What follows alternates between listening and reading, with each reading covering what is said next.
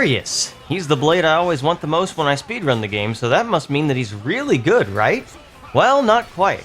He does come with the ever-useful field skill Nopon Wisdom, but his combat ability leaves a lot to be desired in many situations. If I could best describe Boreas, it would be as a strong early-game healer and an okay defensive healing option later on. He offers very little offensive capabilities, and he's one of the best blades at both staying alive and keeping your team alive, which has its own merits. In this video, we're going to be taking a look at Boreas, discussing all of his strengths and weaknesses, and seeing how to use him most effectively. If you enjoy this kind of guide content and are looking forward to the rest of the blade guides, make sure to subscribe to the channel because it does help me out so much. Let's get into it. So Boreas is a Bitball class weapon, which means he has the lowest auto attack stat in the game, only maxing out around 1100 when equipped with the right core chips and maxed out on Trust. His critical hit rate is pretty average, maxing out at 30%, and his block rate is pretty poor, but that isn't all that important for a blade like Boreas. His physical defense is 20% and ether defense is 30%, putting him on par with tank class blades as far as defenses, being pretty solid in both areas. His stat modifier is a 15% max HP buff, which gives his driver even more survivability, and his cooldown is among the best in the game at 5, meaning you can swap to him fairly often. As far as his affinity chart, let's take a look at that now. Boreas' first skill is Twang. This will add a 30% chance of knockback when attacked by an enemy at level 1, rising up to 50% at level 5. This is a pretty interesting ability because 50% of the time if Boreas gets hit by an attack from an enemy that is not immune to knockback, it will apply knockback to them. This will interrupt whatever they were doing previously and can be good against multi-hit attacks to limit the damage quite a bit. It also generally just causes enemies to stumble, which can make their next attack come out a bit slower, which can make him pretty unique in how he can act as a disruptor if he manages to get aggro or get hit by a multi-hit attack, which certainly is not a common thing in this game, and makes him very useful as a defensive healer. Adding on to this playstyle further, Boreas' second skill is Look Out. This will increase his evasion by 15% at max affinity at level 1, rising up to 45% at level 5. This is a pretty significant evasion increase, and with some agility and stacking with other evasion abilities like Foresight or Monado Speed, can make Boreas a difficult blade to ever hit, making him, ironically, a very good evasion tank for a healer class blade. This can ensure he survives for a long time to effectively heal the party. Now the problem with this skill and his last skill is Boreas lacks damage heavily, so it will be difficult for him to gain aggro to take advantage of these skills. His evasion and knockback aren't going to be doing much if he never gets aggro, and they act more as fail-safes than actually useful abilities in a lot of situations. That can make taking advantage of them pretty difficult, and they are probably not abilities you want to rely on much of the time, but do give Boreas an interesting niche as a character. Boreas' final skill is Tasty Snack. This will heal the party for 40% health every time you defeat an enemy at level 1, and will heal the party for 60% at level 5. This is a decent ability for multi-enemy fights where enemies drop fast because it can ensure the party remains very healthy throughout without any issues. Being a Bitball, Boreas won't have that much issue healing, but this is still a nice ability to have in some situations. It's useless outside of multi-enemy fights though, so do keep that in mind when using Boreas. As you might expect, Boreas' skills have no offensive abilities whatsoever, and he has no talent there, but it is worth noting he is very easy to max the primary skills and specials of, so he can be pretty strong early game if you care about that, and manage to pull him. Let's take a look at his specials. Boreas' level 1 special is Open Wide. This is a physical, single-hit special that has pretty average damage ratio of 300 at level 1, 500 at level 5, and 528 at max affinity. It's also decently fast, which can be nice, and its bonus effect is healing the party for critical damage dealt. This is a bit of an odd of effect, because it only is a single-hit special, so if that attack doesn't crit, then you get no healing at all.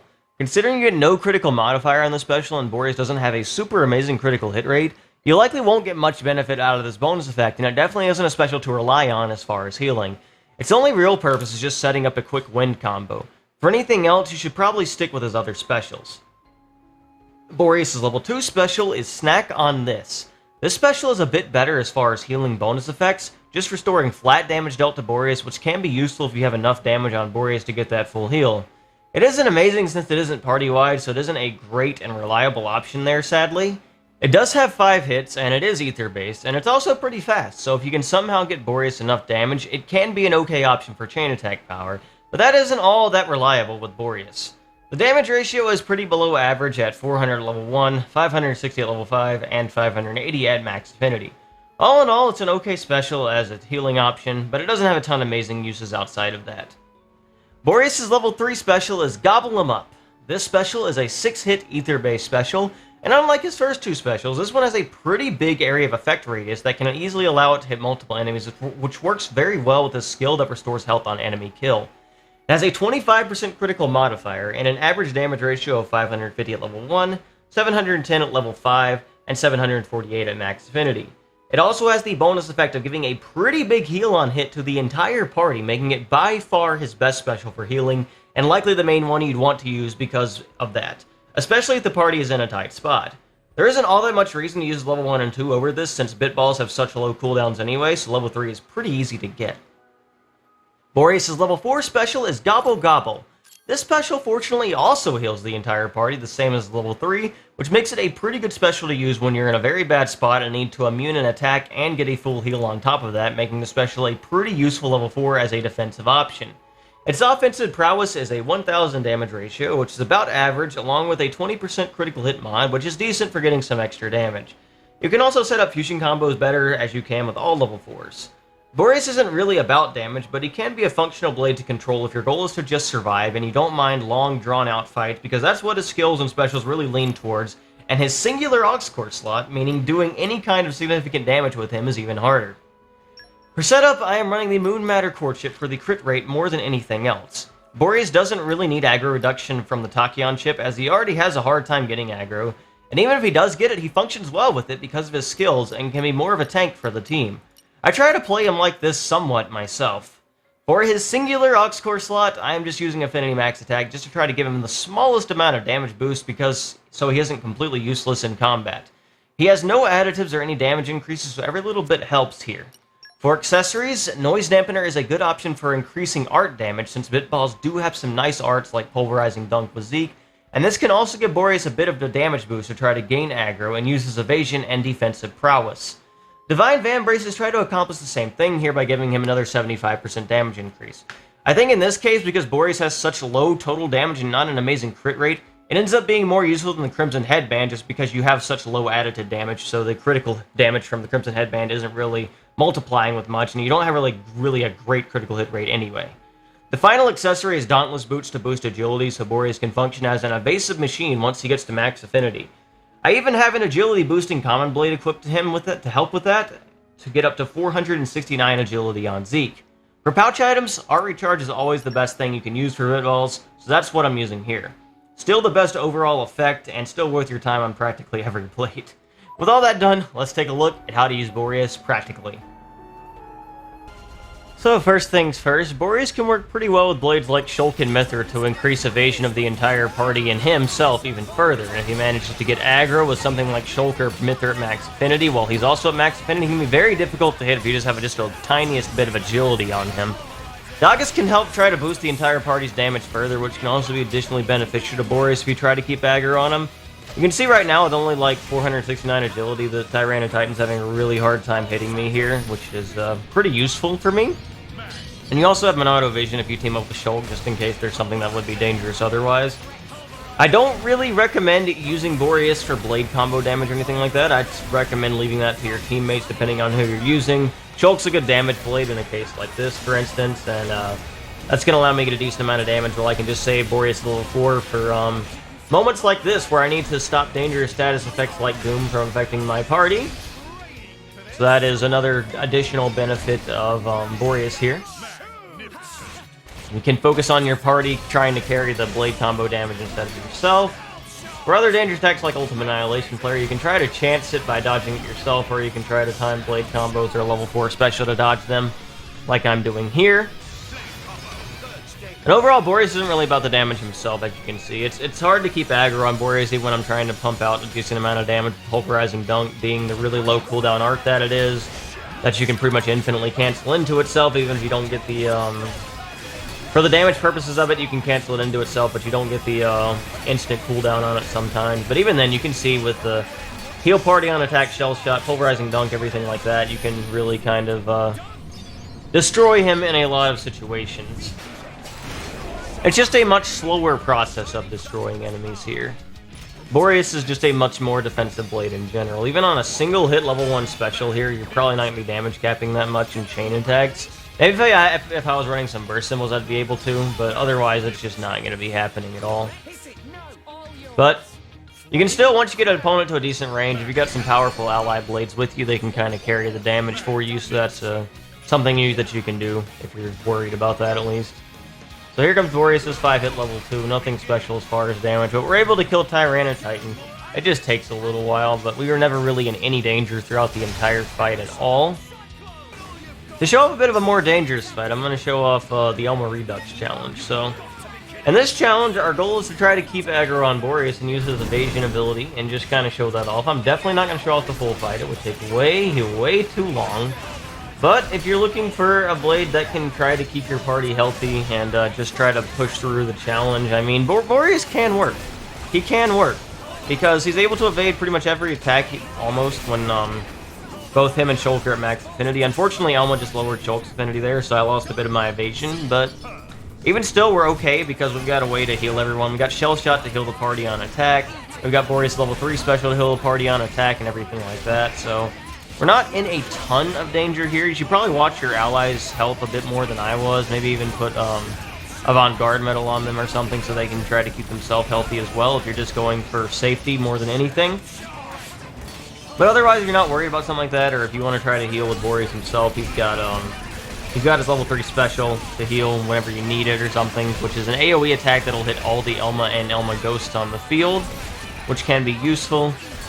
Intentionally not using Supernova here just because that would cut the damage from Light type to Elma, and I don't really want to do that since we're not going to be able to chain attack anyway because the Ghost cuts the party meter gain.